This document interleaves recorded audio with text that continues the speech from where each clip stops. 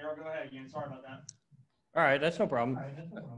John, I assume you all have been doing the scouting report for UCLA. I'm curious, did you get a heads up that this might be happening, and your reaction to playing North Carolina now?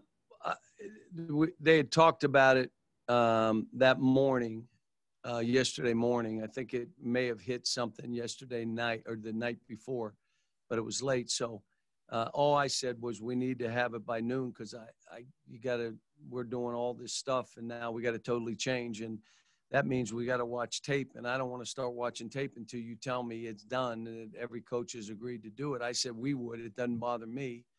But we're all in the same boat. There's no, UCLA probably was preparing for us and now they're preparing for Ohio State and same vice versa. I mean, North Carolina wasn't preparing for us. They were preparing for Ohio State. So, we're all in the same boat and, either game was going to be hard. I mean, UCLA is a terrific team. They play tough and so is North Carolina. Both of them, top 20 teams that, either one, it didn't matter. It was going to be a hard game. Kyle Tucker will go with you next. John Hale will come to you after that. Cal, with a team like this, that's hit some of these early struggles, how much more are you able to get done, not only with a week between games, but also, being in the Camp Cal period out of school and being able to go multiple times a day? And where have you seen the most progress so far from your guys? The thing that hopefully they understand is that you're trying to play efficient offensively. You can't have 25 turnovers and win a college basketball game. Defensively, you got to fight. This game that now with Carolina, they're out rebounding their opponents by 18 rebounds a game, and they played a good schedule. Texas and Stanford and Iowa and, UNLV, the teams that they played, they're out rebounding them by 18. And it's literally, that you're going to have to fight. You're going to have to go body to body. Guards are going to have to stick their nose in. Our guards are going to have to get 15 rebounds, 10 rebounds. They have to, and to give yourselves a chance. And, we've gotten better. We haven't been able to scrimmage the last couple of days. We've had some guys out with some stuff. So, but the guys that were there got better. And the issue becomes, feeling the success that goes along with your getting better. And that's what's been hard and hard because of veteran teams. And, we got to have a breakthrough at some point. John Hale, go ahead. Jerry Tipton will come to you after that. Cal, just to clarify there, you said some guys out with some stuff. Anybody you think will be missing for the game? Well, I hope not, but, we'll see. I mean, we need guys to practice today. We got to scrimmage some today. We've gotten a lot done, but, we got to go up and down a little bit to get the flow of the game a little bit. And Carolina, it kind of plays that whether you make it or miss, they're flying it up your back. And so you got to get used to some of that kind of stuff. And it's hard on a quick turn, but, it's hard for all of us. Then Jerry Tipton, you've got next. Ken Spencer will be after him.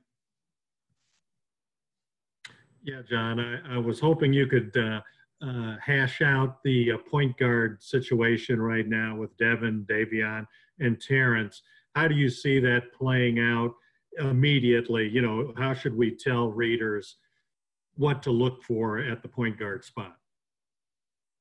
Well, we're playing Terrence there. Devin is the backup that way, but I like Devin and Davion and Terrence in together because I've done it before where you're playing 3 point guards at one time.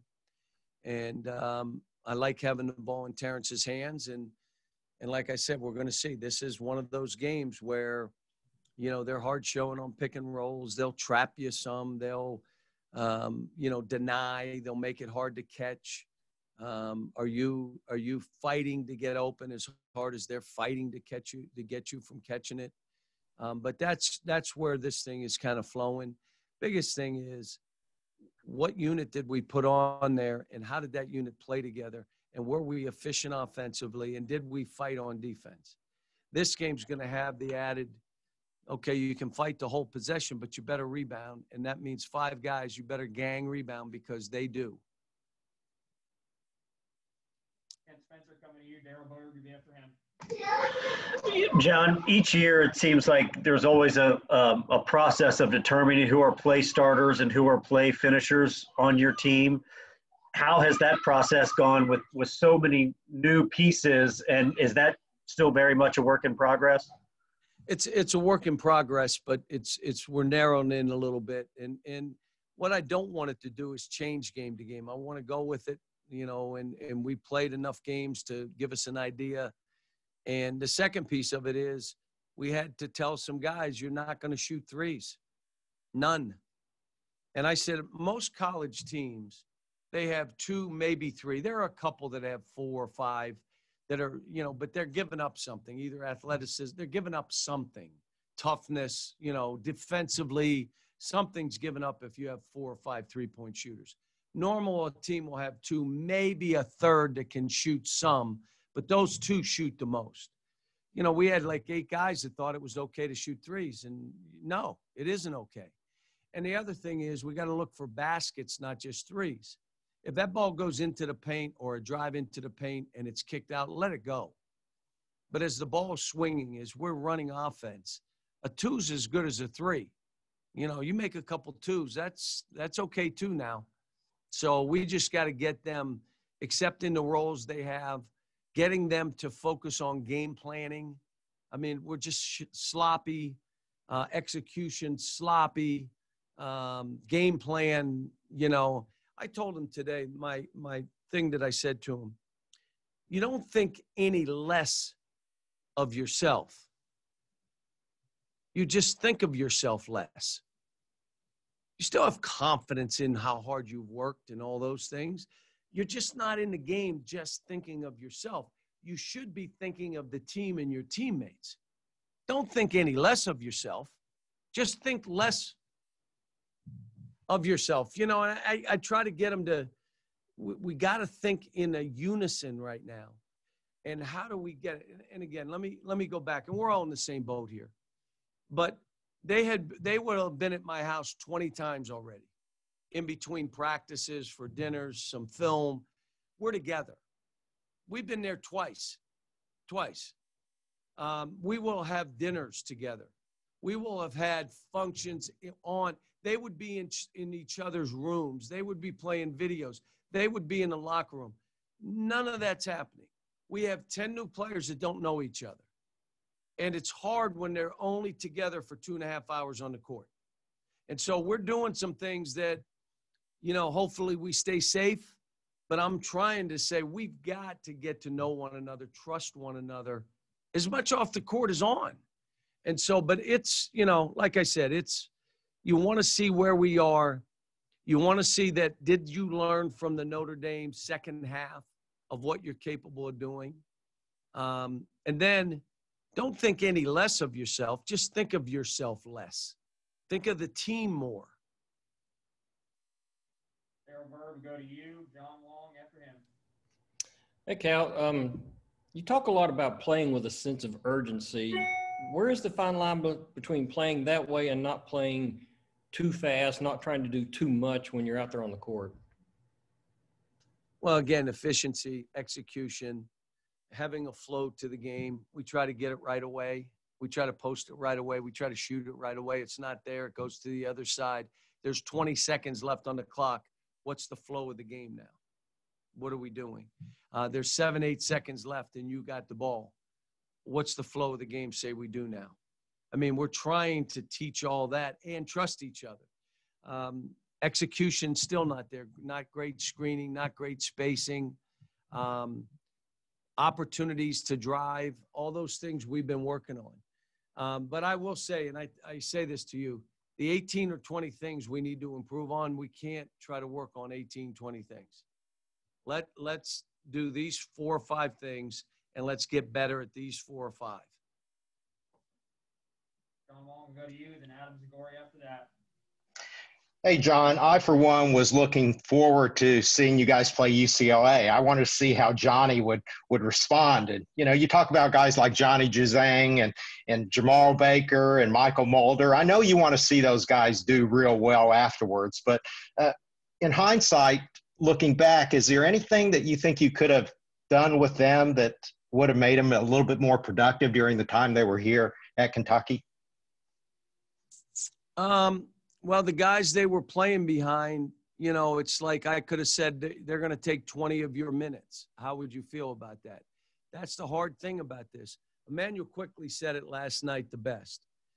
Emmanuel quickly stuck it out and said, what I learned there and where my confidence comes from is Coach made us fight for everything. And either I took it or someone else took it. And that's what makes this what it is here. And, you know, I wish Johnny well. You know, we did everything that we could to help him play right away, knowing that we were going to play him. And now that we don't get to play him, I still hope he does well. Adam, we'll go with you, and then John and Jerry, I'll come back to you for 2 follow-ups, and that's probably all the time we got, guys. Yeah, hi, Coach. Good morning. You mentioned Emmanuel there. He and Julius and Kevin combined for 43 and 10 rebounds last night for the Knicks when they came back. You know, can they turn that team into a playoff team this year? And also, before a given draft, do you talk to all 30 NBA teams? Do they call you? Or how many teams do you speak with before a given draft to give input? More than half. You know, some of them may not be looking at our kids, but usually it's more than half. And, yeah, I hope, you know, I don't want to put that on their team or their staff, Tibbs, but I like what they're doing. I like what it looks like. You know, I like their competitive spirit. You know, and they're all, it seems like, again, they've all bought into what's going on and how they're trying to play in New York. So I'm happy for them. Happy for all three of those guys. And you brought up Michael Mulder. Happy for Michael Mulder. It's a great story. The hardest thing in college basketball is being a junior college player and then going to a high major school, because normally it takes you time to get adjustments. But here's again, Michael Mulder toughed it out, fought like heck. Wish he would have done more. I wanted him to do more. He wanted to do, but he had a good career here. And now sticking it out, fighting it, he's on a roster. From what I understand, did they keep him on the roster, Eric? Still on the roster. I couldn't be more happy for him. All right, John, we'll come back to you, and then Jerry, and then we'll get Devin in now. Cal, when you all took the bus to Atlanta, was that a decision based on the travel budget cuts in the department, or was that trying to reduce COVID? And what effect does that have on the team? It was two things. First of all, I thought, you know, at that time when we made the decision, I thought it would be safer for COVID. No, it wasn't anybody saying, hey, we're doing this. I like the fact that we were saving the department money, but it was more based on safety. And you ready? I thought it was a 4-hour bus ride.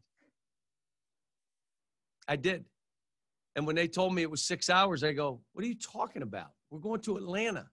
They said, it's 6 hours.